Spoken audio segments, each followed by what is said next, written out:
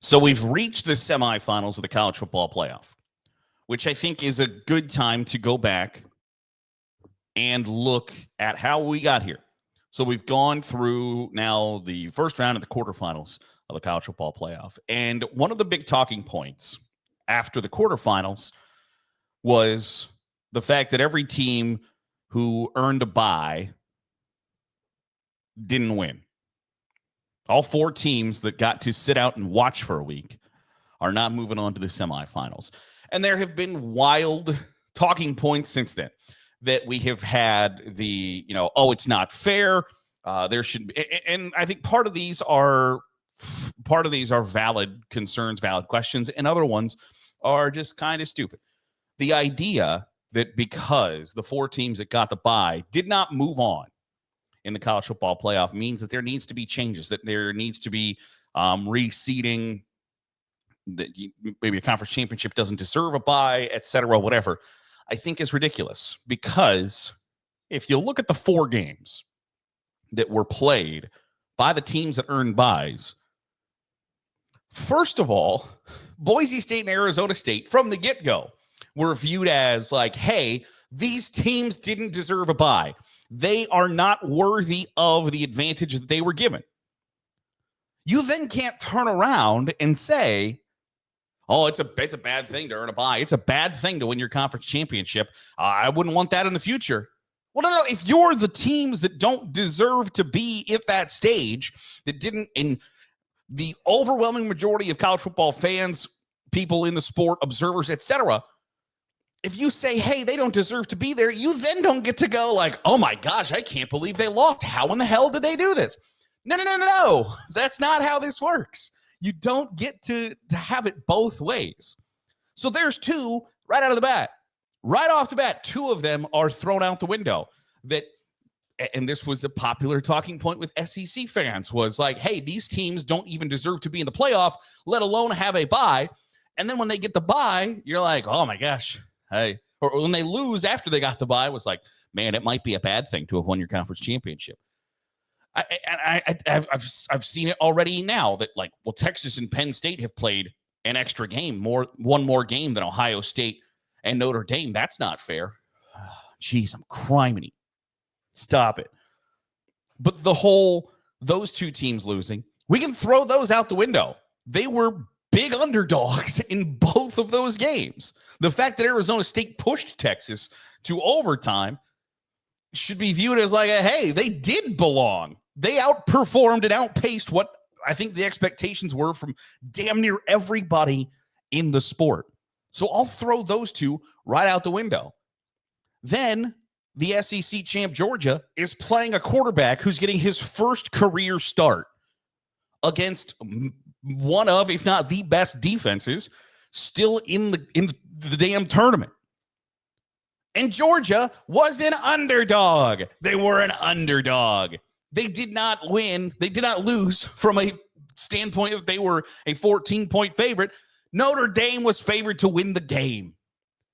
And I told you before the game, like, Notre Dame was going to beat Georgia. And I think I would have picked Notre Dame to beat Georgia if Carson Beck was still the quarterback. You know why? Because Notre Dame is better than Georgia. Just like Texas is better than Arizona State, just like Penn State is better than Boise State, and just like Ohio State is better than Oregon. That's what happened in those quarterfinal games. It wasn't some jinx. It wasn't some like, oh my gosh, it wasn't set up for these teams to be successful because they got the bye, because they played an extra game. None of those things are what happened. Notre Dame is better than Georgia at a lot of positions. Ohio State is better than Oregon at a lot of positions. Penn State is better than Boise State at every position other than running back. Texas is better than Arizona State at every position other than running back. That's what happened. The good teams won. I guess that the better teams won, and the teams who weren't as good lost. That's all that happened. That's the point of the sport. That's the point of the game, is to find out. The whole point of figuring out who is the champion is by playing it on the field. So there is no like conference championship game boogeyman that's hanging over. Like, that's not what happened. Ohio State is better than Oregon. I think Ohio State is the best team in the country. They have not played like the best team in the country for 14 games completely. And that's how you get question marks whether or not you're the best team in the country. Ohio State has the best roster in the country. And they put that on display in the Rose Bowl against Oregon. So despite Oregon beating them once before in a 1-point game, there was a controversy. I don't even want to get into the reasons for why Ohio State didn't win that game. They won. Oregon won a 1-point game at home.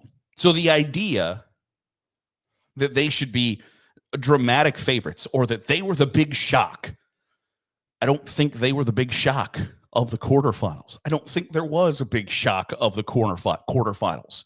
The favorites won and the underdogs lost. The teams that you probably said don't deserve a bye lost. You know why? Because they probably didn't deserve a bye. It's that simple. It's really easy on the surface to look at that and go like, oh, everybody that had a bye lost. We better change this up. No. It all boils down to the teams that were expected to win won. The teams that were better than the other teams won, and the teams that weren't as good now get to talk about how they had a really good season. That's it. That's all you should take away from the first 2 rounds of the college football playoff.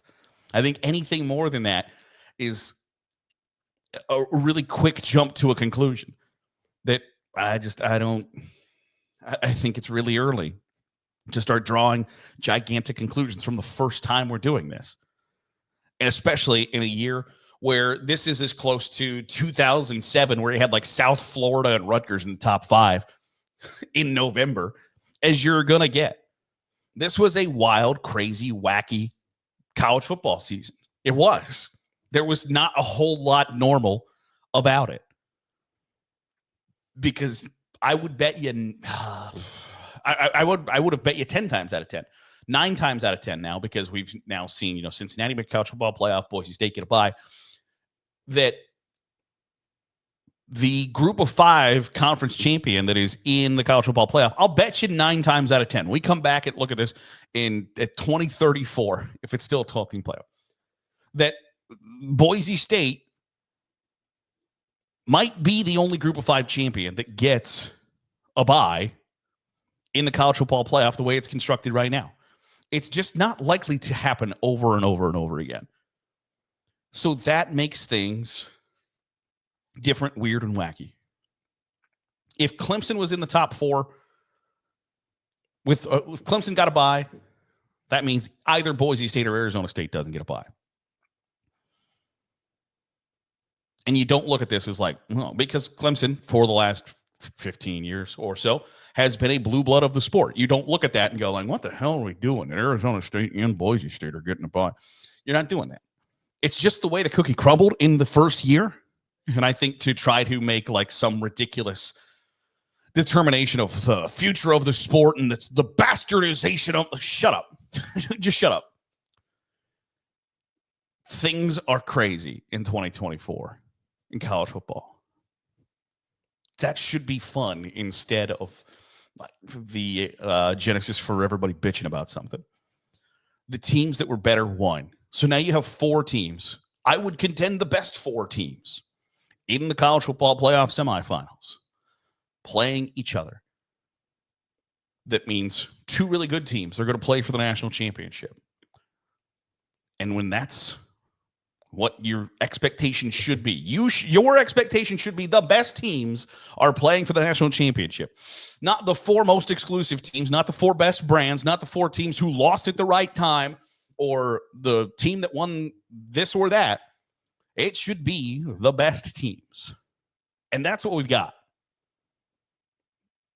And how you complain about that, I'll never know.